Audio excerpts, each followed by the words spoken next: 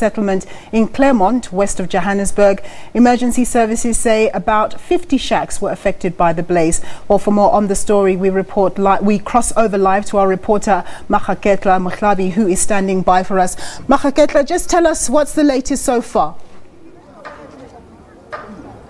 Very good afternoon to you. Well, as you can see behind me, the rebuilding is still underway, and of course, just to put more numbers to the number that we just mentioned in the intro. In fact, we understand that over 250 people are actually destitute following that fire that broke in the early hours of this morning. I understand it broke just before 3 a.m. and the cause of the fire, according to some of the residents here, they say is a candle, and we understand that many of these people here are of course living under poverty line, and we hear that this is not the first time the fire is broke in this area. In 2012, at least 100 shacks burned down in the similar fashion where wildlife was lost, but this time around there was no fatality or injury reported. But just earlier on, a couple of hours ago, I spoke to one of the residents who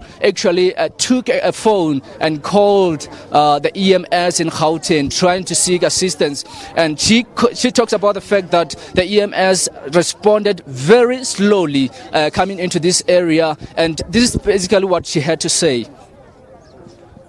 EMS took time to come on us, and the second fact, they came to us with a truck that has no water. I don't think they have even used 30 liters of water or what. But so yang katraka is na metsi ko office ba ba tlo tima mollo ba tima mollo jang katraka is na metsi. Okay, Maageketla, talking about continue. Coming here with trucks that did not have, of course. So coming here with trucks that didn't have water on, that's one of the allegations basically dismissed by EMS spokesperson Robert Mulauzi, and this is what he had to say as well. It's unfortunate that even though we do our best, with the situations we find ourselves in most of our informal settlements, we still get blamed of arriving late or arriving without water. The issue here is you can see how these shacks are built. Right now, I'm actually speaking to the other people who have been affected to say, how do we build these shacks in a way that we don't have a fire spread when we have a fire incident? Because as you can see, the fire spread very quickly. It will be very difficult for us to be able to, extinguish the fire because of that. And also, it's very important for the residents to make sure that when they're using heating devices like your paraffin stoves, candles, things like that, those when they're trying to warm themselves, they must make sure that they don't leave them unattended, because we've seen that not only here in Claremont but in most parts of the city of Johannesburg, when we have fire incidents like this one, these fire incidents are caused by those heating devices which are left unattended. But so that's our message to them. But are you denying the claim that yes, your trucks arrived here without water? We did our best. We responded to an incident as quickly as possible, and our fire truck had water on it.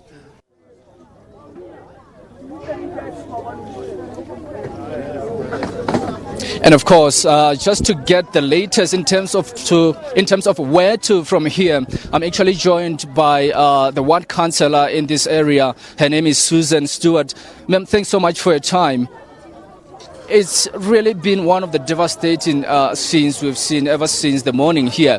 Just tell us where to from here, because I'm sure there should be a solution for these people. Well, at the moment we just need to deal with this disaster. Trucks have come in to level the area so that people can rebuild their shacks in the meantime. This development, unfortunately, is under province's management. It has been since 2001. We've been trying as local government to get it transferred to us, but to no avail at this point in time. I know the MMC also now at this point is liaising with province to do that, because obviously we don't want this to continue in this fashion. We need to get this informal settlement upgraded. Somehow we need to do something as local government, but it's been difficult because it's not under our jurisdiction at this point in time. For the moment now, we've got disaster management out here. rearranging aid for the people. As I said, the trucks have come in to level the area so that people can rebuild their shacks. They've opted to do that. For those that don't have accommodation by this evening, I will be taking them through to one of our halls and house them there in the meantime until we can see what we do next. They are rebuilding their shacks, of course, but obviously this area doesn't have electricity. And as we mentioned earlier on, this area experienced the same fire in 2012 where one person died.